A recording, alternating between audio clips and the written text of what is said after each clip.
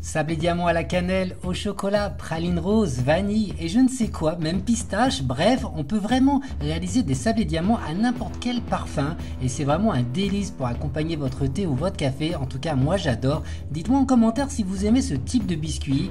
Alors rendez-vous dès maintenant, ne quittez pas la vidéo avec Christelle, donc on va vous montrer comment on réalise cette base essentielle pour les gourmands et pour ceux qui passent le pôle 1 du CAP pâtissier.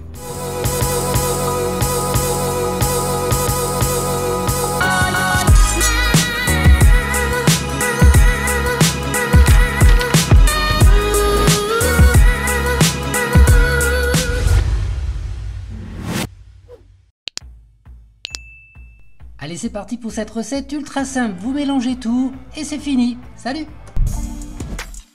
Ne partez pas, 45 secondes, c'est pas suffisant pour vous raconter une recette. On va d'abord donc sabler les matières sèches avec le beurre, pas trop pommade.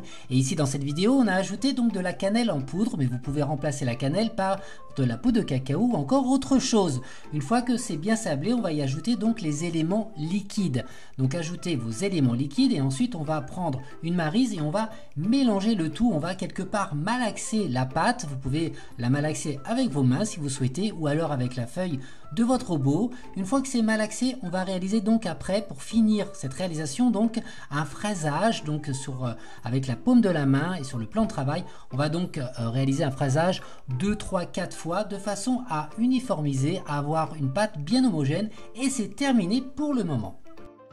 Quelle est belle cette pâte! Assurez-vous d'avoir exactement la même si vous faites des sablés à la cannelle ou à la vanille, peu importe, encore une fois. Une fois que vous avez donc votre boudin, on va donc façonner des cylindres. Donc des cylindres 2, 3, 4, 5, ça dépend de la quantité de votre pâte. Ce qui est important surtout à comprendre, c'est le diamètre. Alors ça va pas être facile, hein. Il va falloir rouler votre pâte en faisant une légère pression de façon à avoir donc un diamètre de 3 cm environ. Donc roulez bien. Il va falloir rouler vos cylindres dans du sucre. Évidemment, si vous n'avez pas une plaque à débarrasser suffisamment grande, vous pouvez tout à fait découper votre cylindre en deux pour avoir plus de facilité dans le travail.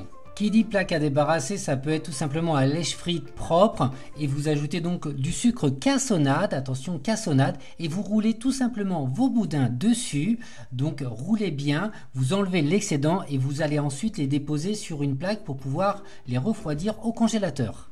Après une vingtaine de minutes au congélateur, donc vos boudins sont beaucoup plus fermes et on va pouvoir donc les découper beaucoup plus facilement. Donc vous les découpez avec une épaisseur d'un demi-centimètre environ. Essayez d'être précis en termes de largeur de façon à avoir la même cuisson, que la cuisson soit donc uniforme sur toutes vos pièces. Vous pouvez aussi imaginer de laisser beaucoup plus longtemps au congélateur, tout simplement vous les filmez et ça va vous faire de la mise en place dans le cas où vous en faites plein par exemple. C'est une bonne idée de préparer pour avoir de l'avance chez vous. Et on arrive quasiment au bout de cette recette, donc abonnez-vous sur cette chaîne si ce n'est pas déjà fait et enclenchez la petite cloche, ça fait toujours plaisir pour que vous puissiez recevoir les notifications de mes prochaines vidéos. Bref, une fois que c'est terminé, on va s'occuper de la cuisson qui peut être assez variable en termes de température et de temps. Je vais vous donner donc juste une petite indication mais ça reste assez variable. J'ai compté environ 15 minutes à 180 degrés dans un four ventilé. Maintenant, chez vous, essayez de tester 14 minutes, 13 minutes, 15 minutes, 17 minutes. Ce qui est important, c'est que ça soit coloré autour du sablé et à l'intérieur, ça doit encore rester un peu blanc si toutefois vous les faites à la cannelle ou à la vanille.